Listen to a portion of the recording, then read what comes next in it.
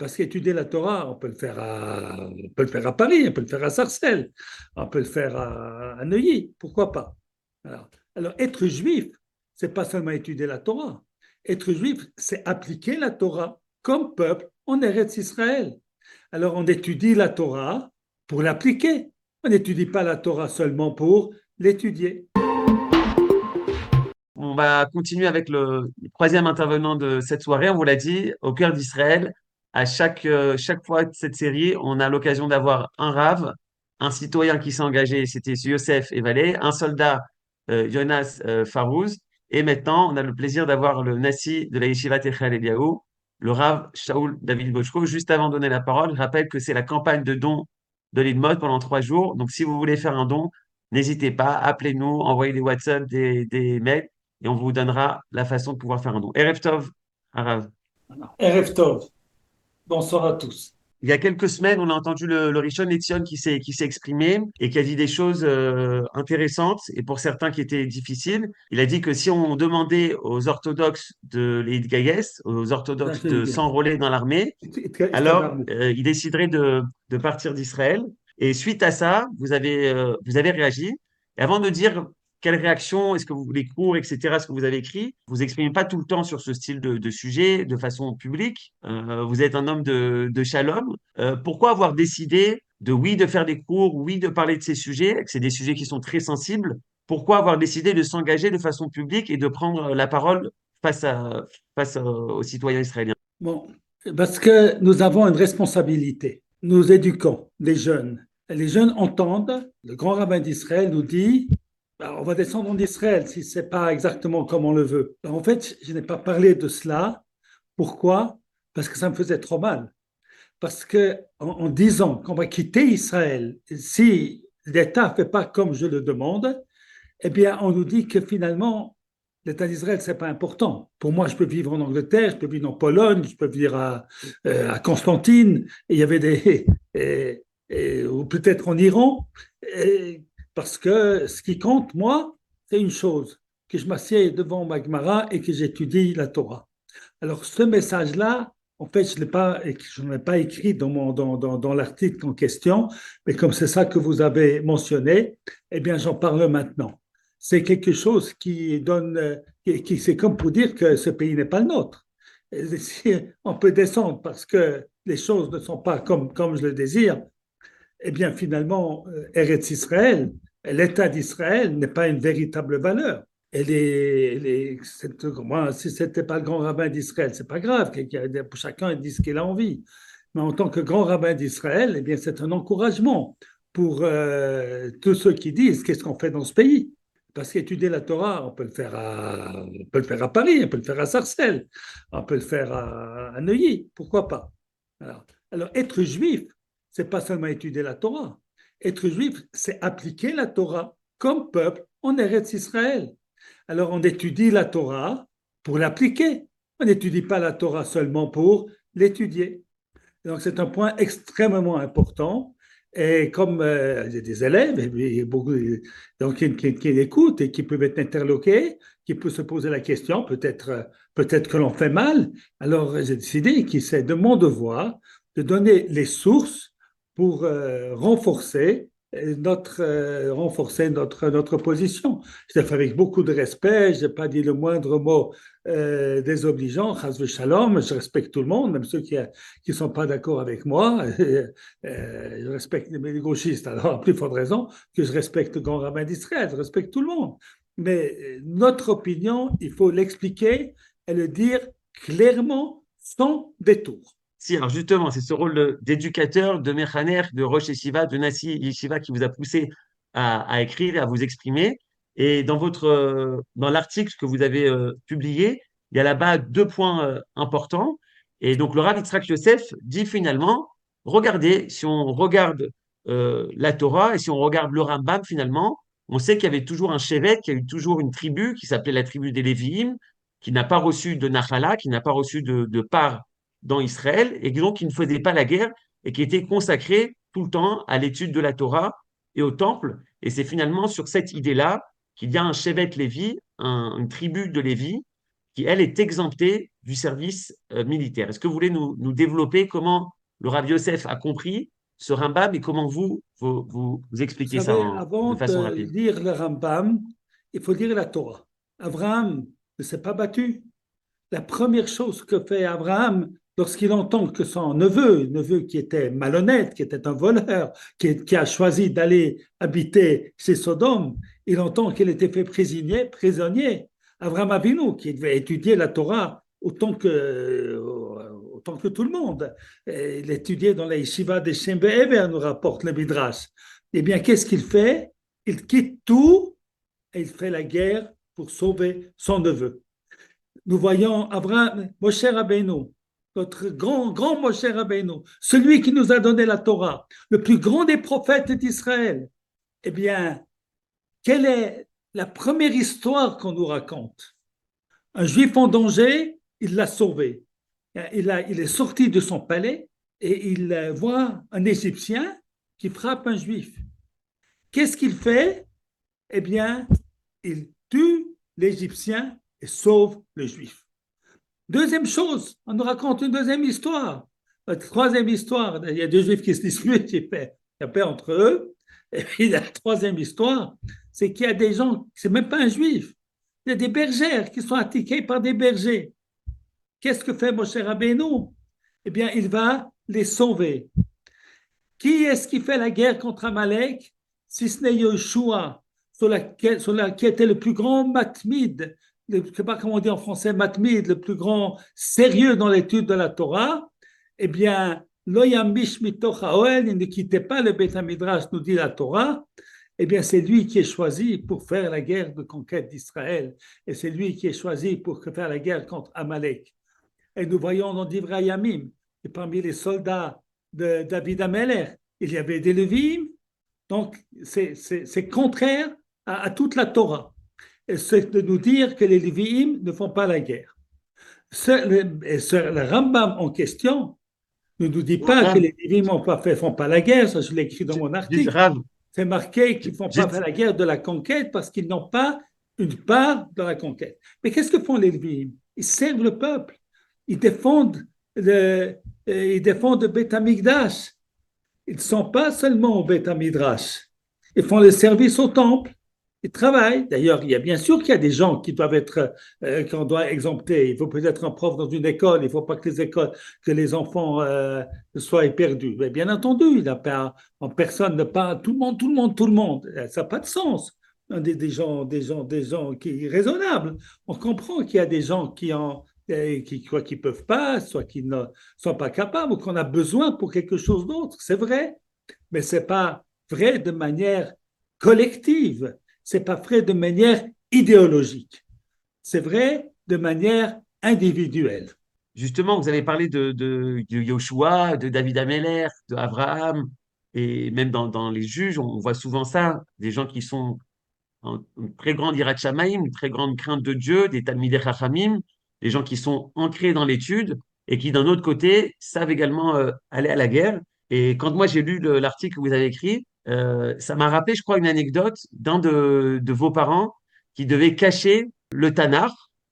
Et si vous pouvez nous raconter cette histoire-là, et est-ce que peut-être c'est lié à cette compréhension différente de la Torah? Est-ce que c'est lié Je ne peut-être sais au pas manque si je veux de l'étude raconter du Tanakh?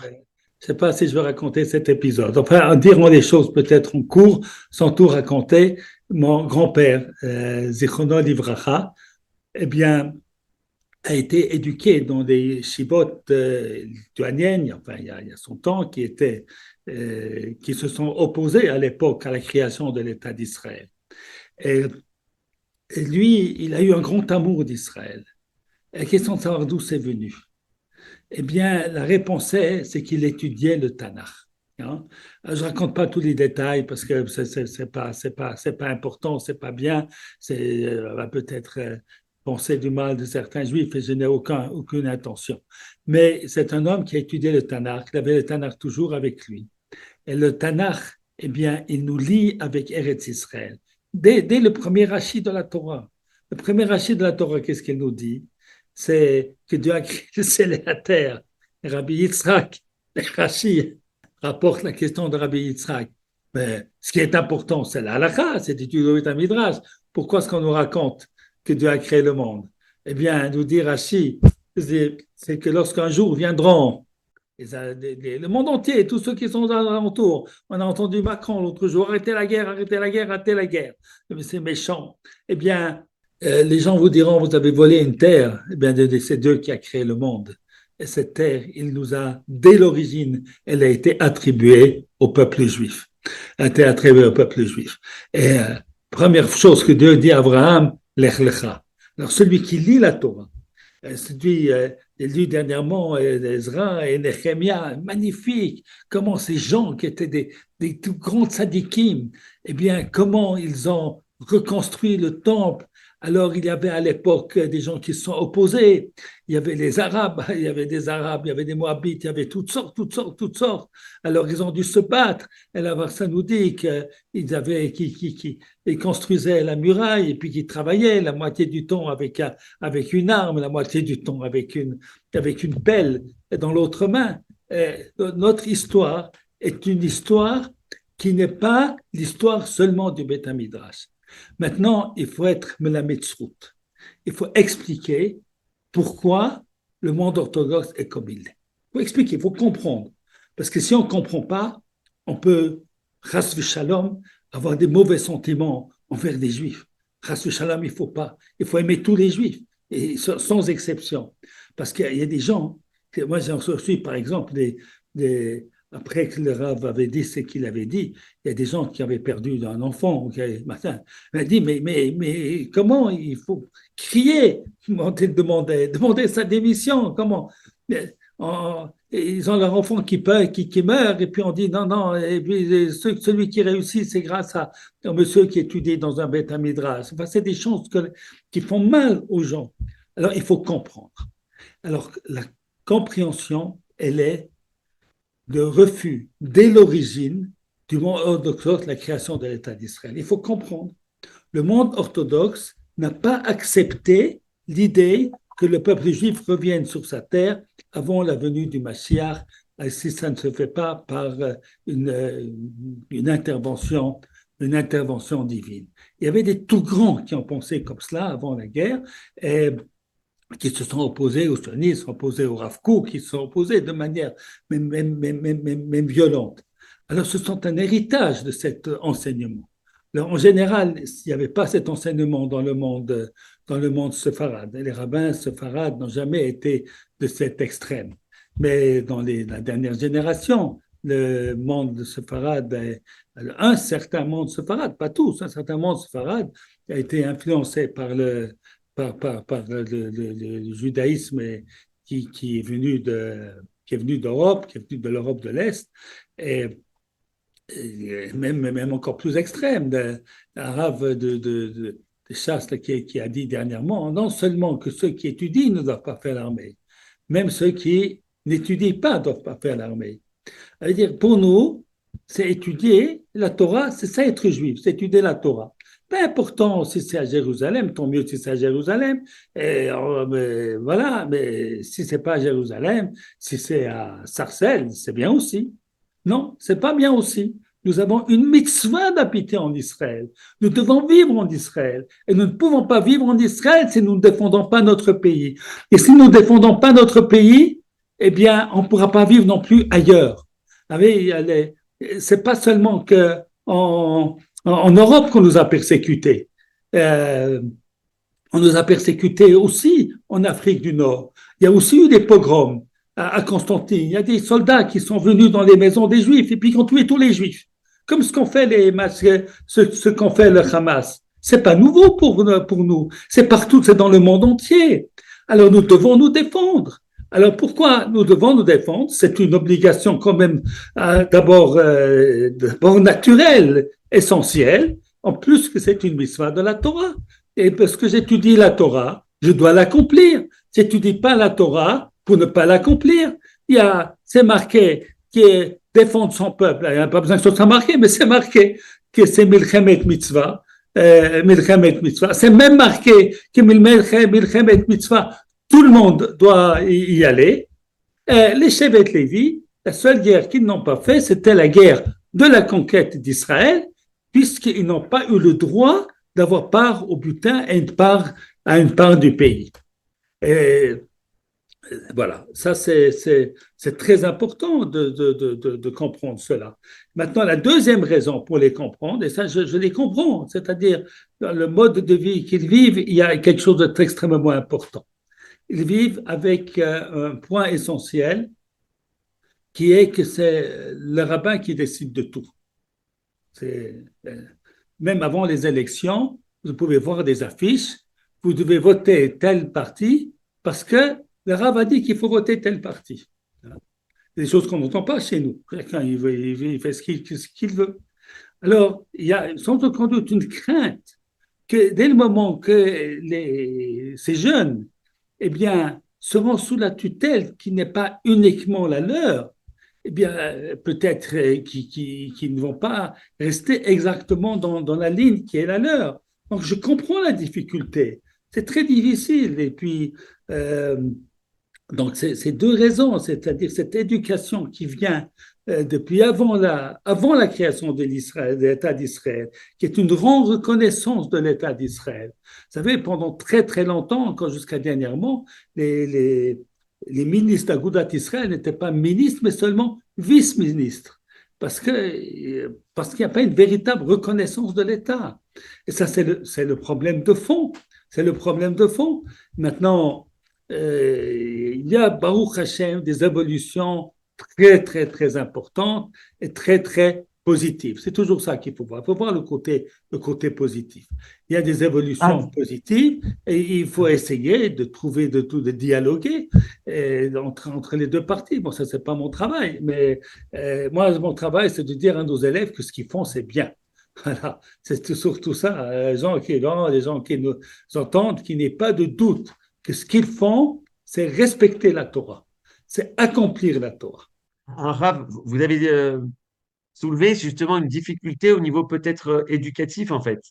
C'est l'idée qu'il faut donner confiance à ses élèves et surtout leur rendre eux-mêmes responsables de leurs actes et de leurs choix. C'est un peu ce thème que vous avez développé. Quel est votre avis face à ça, face justement à un monde Haredi où on va voter comme le rabbin a dit? De ce côté-là, personnellement, je suis à l'inverse du monde Haredi. Le monde Haredi est un monde coercitif, c'est sûr. Alors, ils pensent que c'est ça qu'ils doivent être, voilà. Ils pensent que c'est le droit chemin. Moi, je pense qu'être un homme, c'est d'être libre. Et je dis à mes élèves, ne faites pas les choses parce que c'est moi qui l'ai dit. Si je vous ai convaincu, vous faites. Si vous n'êtes pas d'accord, vous ne faites pas. Je ne suis pas fâché. Hein.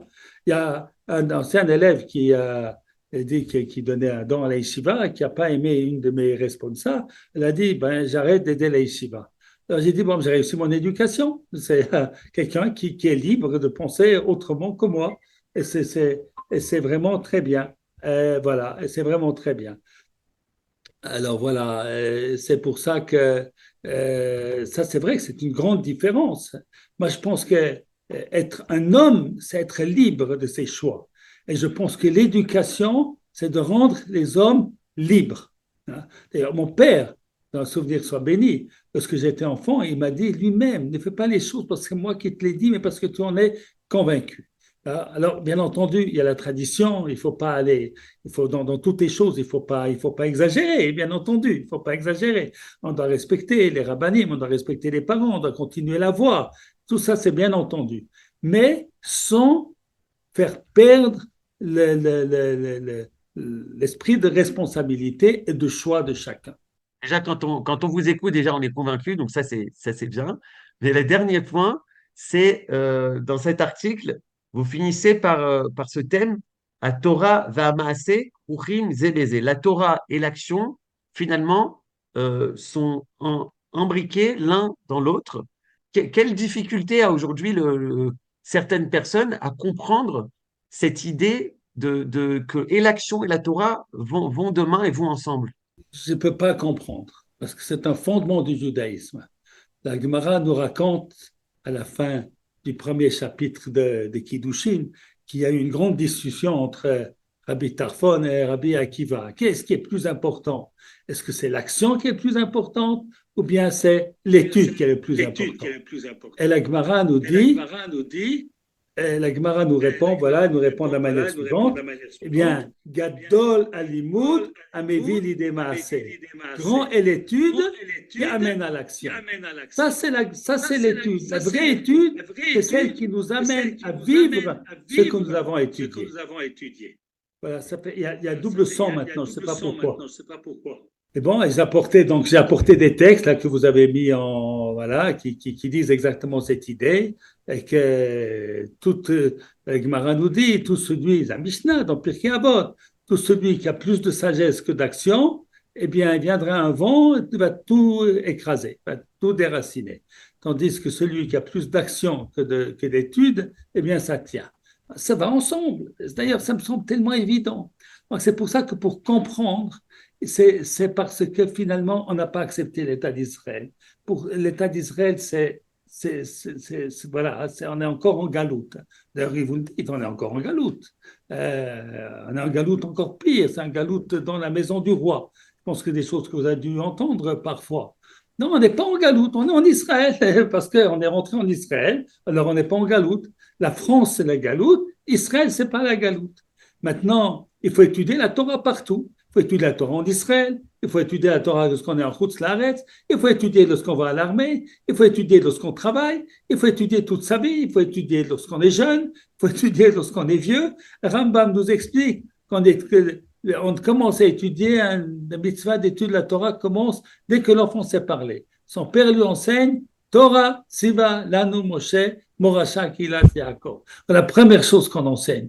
Et puis alors le Rambam il termine plus tard. Et jusqu'à quand on doit étudier? Dit jusqu'au dernier jour de sa vie. On doit étudier toute la vie. Et la Torah, c'est vrai ce qu'il dit que la Torah, pas la Torah de Monsieur X qui est dans tel Beth Midrash. Ça, c'est un orgueil de dire une chose pareille. Mais la Torah, dans son ensemble, le peuple juif respecte la Torah. Ça, c'est très important pour la survie du peuple juif. Parce que si on n'a pas la Torah, on n'est plus des Juifs. On ne va pas très bien comprendre la différence entre Ethan et puis Jacques.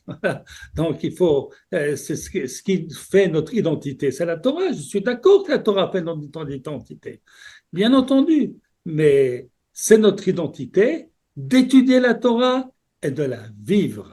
Voilà. Arabe, je finirai quand même par une dernière question. Il y a quelques jours, vous avez pris la parole face aux Talmidim, aux élèves qui allaient s'enrôler. Et vous avez été très ému quand vous les avez bénis. C'est une question un peu personnelle, mais est-ce que vous pouvez nous dire quelle émotion et pourquoi vous avez été tellement ému à ce moment-là? Parce Quoi vous que, avez vous pensé? savez, on envoie des élèves, on envoie des jeunes, les enfants, les petits-enfants, tous ces élèves, et puis on espère qu'ils vont revenir.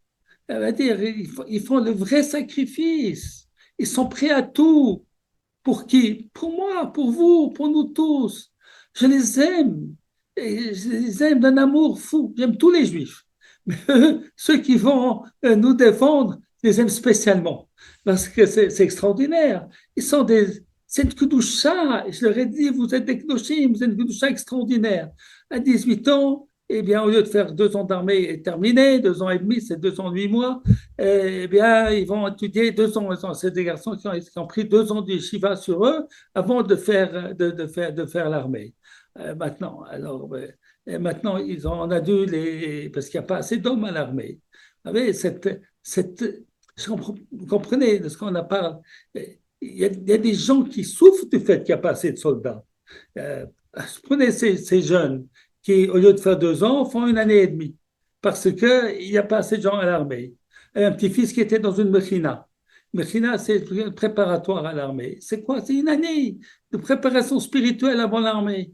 Ben, il a dû être annulé parce qu'il n'y a pas assez de soldats. Alors, c'est pas normal. C'est pas juste. Hein? Mais mon émotion, c'est parce que je sais où ils vont aller. Je sais devant quel danger ils vont faire face. C'est un petit jeune, vous savez, un Ger Tzedek, un converti d'Amérique du Sud. Et combien de difficultés jeunes comme ça, qui est arrivé chez nous il y a 2 ans, et qui s'est converti. Sa famille déjà s'était convertie, il s'est reconverti en Israël pour être reconnu. Et puis dès qu'il a eu sa carte d'identité, il s'est enrôlé. Et alors il me dit, bon, il est passé un Shabbat, il était un Shabbat de vacances. Il dit, comment ça va? Ouais, il m'a dit, Rav, vous savez, j'ai vu la mort à côté de moi plusieurs fois. Raïté Tamavet. Voilà. Ça, c'est des jeunes de 20 ans. C'est ce qu'ils voient, c'est ce qu'ils font. Et ils le font pour qui? Pour nous tous. Pour les Haredim, pour les Chilonim, pour vous, pour moi, pour tous. Et ce n'est pas le seul. C'est des dizaines de milliers de jeunes comme ça.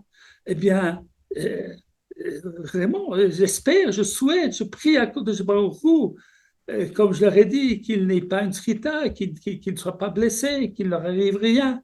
C'est dur les blessures. On a comme quelques élèves qui ont été blessés, on est allé les voir. Ce sont des grandes épreuves. Ce sont des grandes épreuves. Et qu'à Kodesh Baruch Hu, nous prions tous, avec tous les gens qui nous écoutent maintenant, nous prions tous à Kodesh Baruch Hu qu'ils les soutiennent.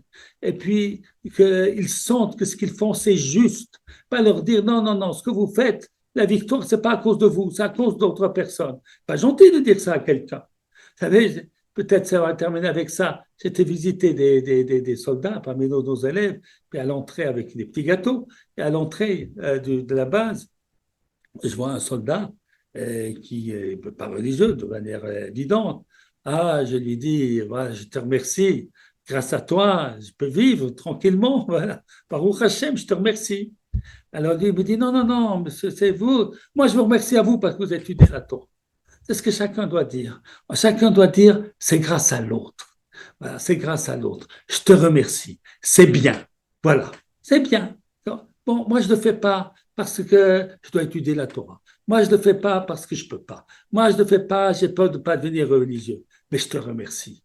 Je sais que toi, tu me sauves.